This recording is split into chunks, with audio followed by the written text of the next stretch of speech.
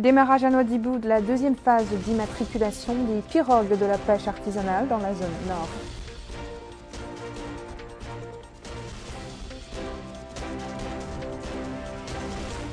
Vaste opération de nettoyage des ordures sur la façade maritime de Cansado, opérée par l'autorité de la zone franche, en collaboration avec le port de la baie du Repos et de la société civile. Et la Covid-19 toujours en chute libre dans notre pays. On atteste fort heureusement le nombre décroissant des cas. Voilà pour les titres, bonsoir et merci de vous joindre à nous. Comme annoncé dans les titres, l'opération d'immatriculation des pirogues de la pêche artisanale relevant de la zone nord de Nouadhibou est entrée dans sa seconde phase. Ce programme s'inscrit dans le cadre des politiques d'appui au secteur de la pêche dans notre pays sous la supervision du ministère de la Pêche et de l'Économie maritime. Garmi Tegedi nous en dit plus. La deuxième phase de la campagne d'immatriculation des pirogues de la pêche artisanale s'inscrit dans le cadre du développement du secteur de la pêche artisanale. Plus de 1000 embarcations ont obtenu un numéro d'identification permettant d'assigner à leurs propriétaires des cartes grises. Cette opération vise à promouvoir le secteur de la pêche artisanale et mieux pouvoir contrôler l'accès aux zones de pêche.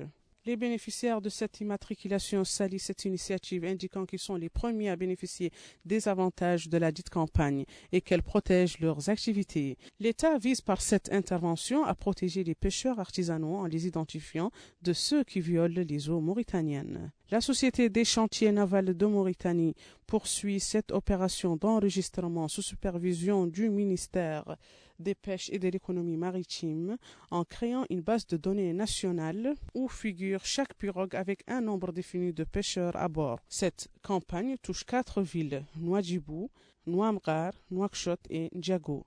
Cette deuxième phase d'immatriculation s'inscrit dans le cadre de la stratégie qu'élabore le ministère des Pêches et de l'économie maritime pour le développement de la pêche artisanale, sachant que les côtes mauritaniennes sont réputées pour faire partie des plus poissonneuses au monde.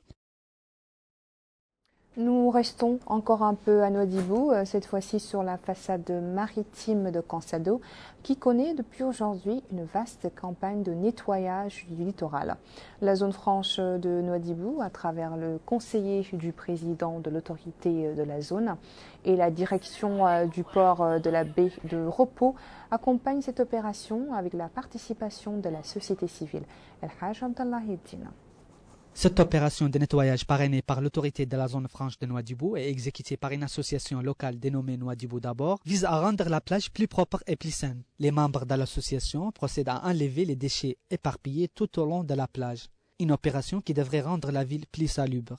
Le conseiller du président de l'autorité de la zone franche de Nouadhibou, M. Abdallahi Oulimbayrik, a précisé que son institution ne peut pas atteindre ses objectifs stratégiques liés à l'attirance d'investisseurs, des touristes et des capitaux tant que la ville souffre d'insalubrité, ce qui défigure l'aspect urbain de la ville.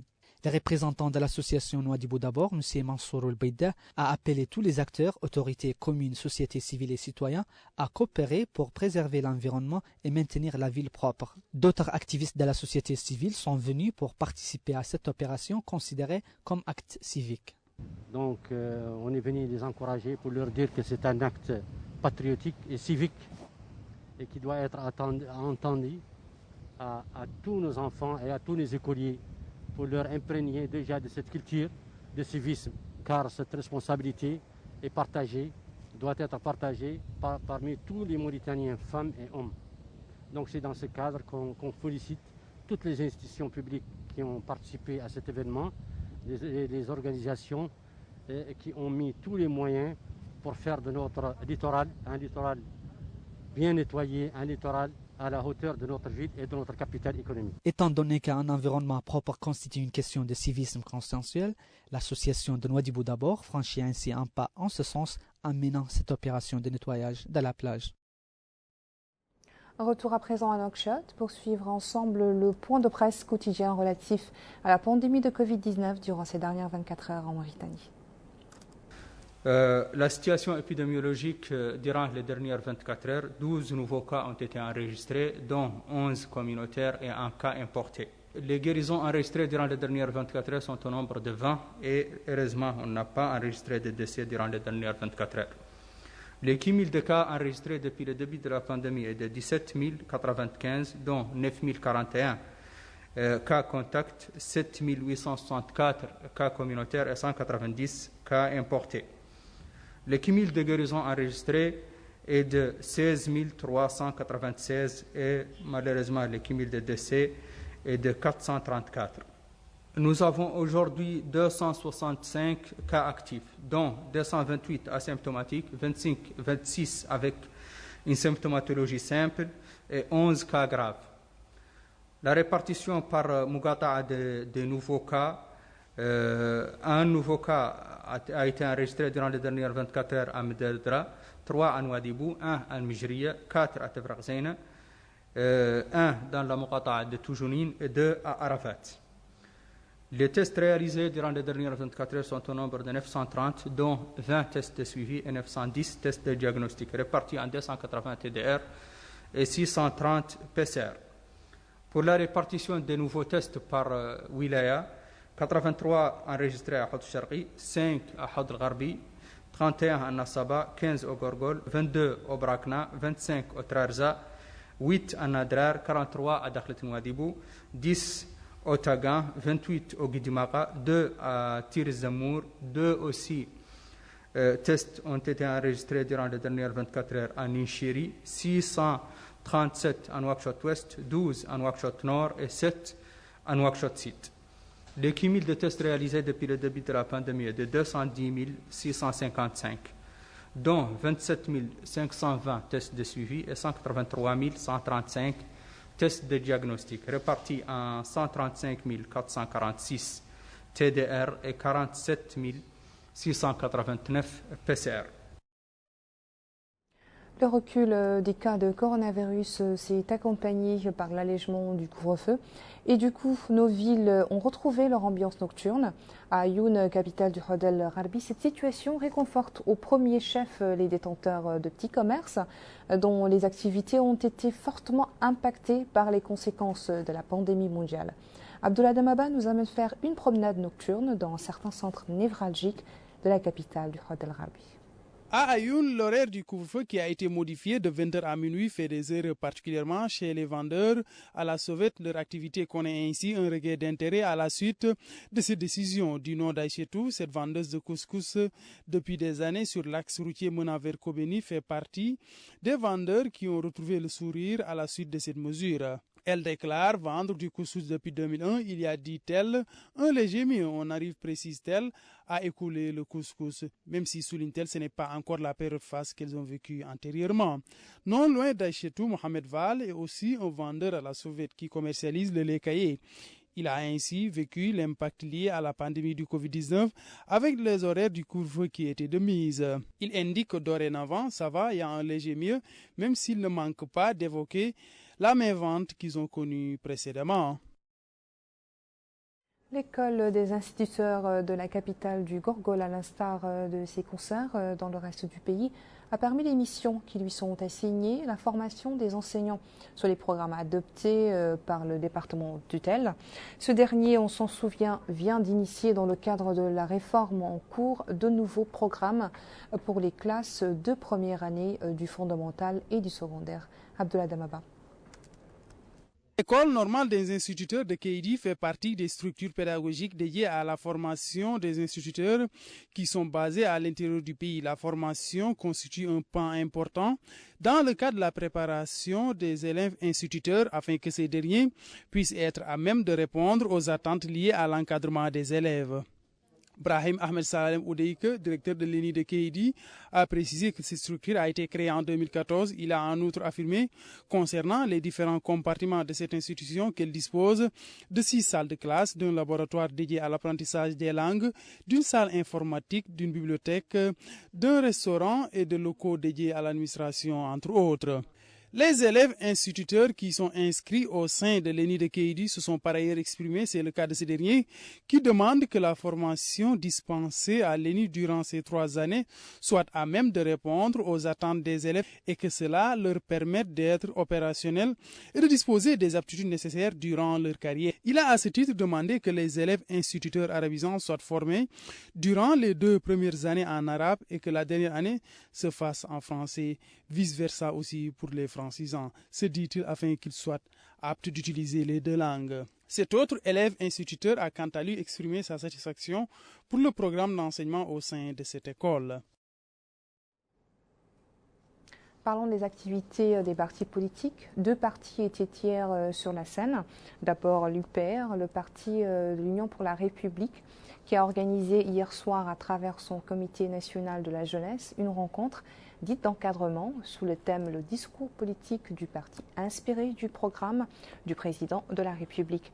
Une occasion pour le secrétaire exécutif du parti et président du comité national de la jeunesse, El Mustafa Bab Taleb El-Elem, de rappeler l'importance de ce programme pour la jeunesse mauritanienne qui aspire à accompagner le programme du président de la République, Mohamed Cheikh El Ghazouani.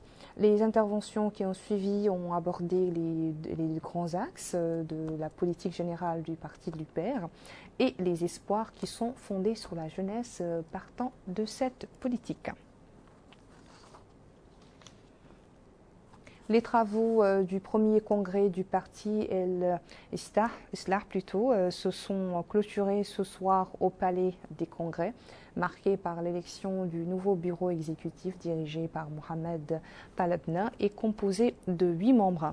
Les congressistes ont par ailleurs désigné Hassan Oul-Elouvi secrétaire général. Le congrès avait démarré ses assises hier sur le thème « Le peuple d'abord ». Dans un mot prononcé pour la circonstance, le président du parti, Mohamed Talebna, a indiqué que ce congrès constitue une occasion pour renforcer le processus de transformation démocratique dans le pays à travers l'ancrage de traditions profondes pour une action politique positive, mûre et équilibrée. Il a en outre noté qu'en tant que membre de la majorité soutenant le président de la République, Mohamed Cheikh El Ghazouani, le parti a le droit de se sentir fier de ce qui a été réalisé à travers une évaluation objective du temps déjà passé par le président à la tête de l'État malgré les répercussions de la Covid-19. Place maintenant au sport avec la fête de la CAN des moins de 20 ans qui se poursuit avec fair play.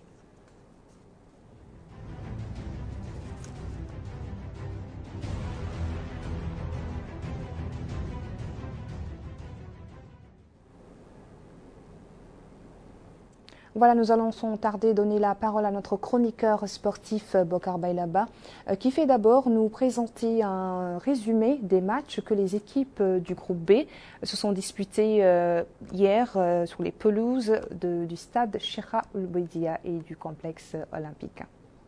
Dénouement dans le groupe B, la République centrafricaine a créé la surprise en s'imposant 2-1 au stade olympique de Nouakchott ce soir. Les Centrafricains se qualifient en quart de finale. Ainsi, ils rejoignent le Burkina Faso qui a battu la Namibie 1-0 au stade Cheikh Ould Bouidia. Grosse désillusion pour les Mourabitoun juniors qui se sont inclinés hier soir 1-2 face à l'Ouganda au stade olympique de Nouakchott pour le compte du groupe A.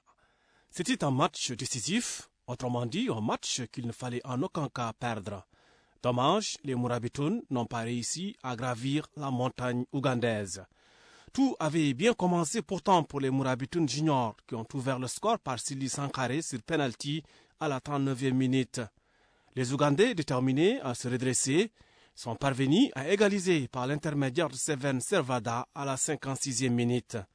Entrée en seconde période d'Eric Kakuza marque à la 88e minute sur un penalty, un but synonyme de la victoire de l'Ouganda. Dans l'autre match, le Cameroun s'est largement imposé 4-1 face au Mozambique. Le classement du groupe A. Premier, Cameroun 9 points. Deuxième, Ouganda 6 points. Troisième, Mauritanie 3 points. Quatrième, Mozambique 0 points. Je continue à le dire, ce n'est pas pour nous justifier. J'ai dit que c'est des jeunes qui manquent d'expérience, contrairement à plusieurs équipes engagées dans cette compétition. Nous manquons d'expérience et nous manquons aussi beaucoup de compétition. Nous ne sommes pas en train d'éprouver le regret au niveau de la qualité de nos joueurs. Nous pensons que nous avons fait la meilleure sélection qui soit au niveau de la Mauritanie et même en Europe. Et que lorsqu'on a perdu, il y a toujours ce genre de questions qui reviennent. On se trouve toujours à répondre à ce genre de questions. Pourquoi est-ce qu'on n'a pas gagné? Pourquoi est-ce qu'il n'y a pas de meilleurs joueurs? Nous avons vu des meilleures équipes perdre des compétitions, perdre des tournois. Par contre, on a vu des équipes assez moyennes gagner. Il faut aussi se dire que le football, c'est ça, la compétition aussi, c'est ça. Les Mourabitoun n'ont pas dit leur dernier mot. Ils attendront la fin des phases de poule pour espérer composter leur ticket pour les quarts de finale, en espérant être parmi les 2 meilleurs troisièmes. D'ailleurs, les supporters des Mourabitoun croient dire comme le faire. La majorité estime que l'équipe nationale se qualifiera en quart de finale à la faveur de l'option meilleur troisième. En revanche, d'autres estiment que les Mourabitoun juniors ont laissé filer une énorme opportunité hier face à l'Ouganda en ouvrant le score sans faire le break. En d'autres termes, l'équipe nationale a déployé un jeu collectif, mais a manqué de concentration au niveau de la défense. À cela s'ajoute le manque d'efficacité offensive. Le groupe C n'a pas encore rendu son verdict. Alors qu'ils avaient l'occasion de se qualifier en quart de finale en cas de succès, le Maroc et le Ghana se sont neutralisés 0 but partout au stade municipal de Nouadhibou. Alors que la Gambie et la Tanzanie ont marqué leur premier point en se neutralisant 1 but partout. Avec 4 unités au compteur et 3 points d'avance, ça sent tout de même bon la qualification pour le Maroc et le Ghana, qui pourront au pire certainement briguer une place parmi les meilleurs troisièmes. Au classement, le Ghana est en tête du groupe C avec 4 points, avec un goal average de 4 buts, suivi du Maroc 4 points et une différence d'un but. La Gambie et la Tanzanie possèdent 1 point chacun. Tout se jouera demain lors de la dernière journée dans cette poule. Le Ghana affrontera la Gambie à 19h au stade municipal de Nouadhibou. L'autre match opposera le Maroc à la Tanzanie, toujours à 19h, mais cette fois-ci au stade olympique de Nouakchott. L'entraîneur du Maroc, Zakaria Aboub, reste prudent. Il pense que le match de demain face à la Tanzanie ne sera pas une simple promenade de santé. De son côté, le coach de la Tanzanie estime que son équipe a des arguments solides pour rivaliser avec les Lionceaux du Maroc. Voilà, merci beaucoup Bokar Bailaba. C'est sur cette note que s'achève notre journal. C'était un plaisir pour moi de vous le présenter. Le rappel des titres. Démarrage à Nouadhibou de la deuxième phase d'immatriculation des pirogues de la pêche artisanale dans la zone nord. Vaste opération de nettoyage des ordures sur la façade maritime de Consado, opérée par l'autorité de la zone franche en collaboration avec le port de la baie du Repos et la société civile. Et Covid-19 toujours en chute libre dans notre pays. On atteste fort heureusement le nombre décroissant des cas.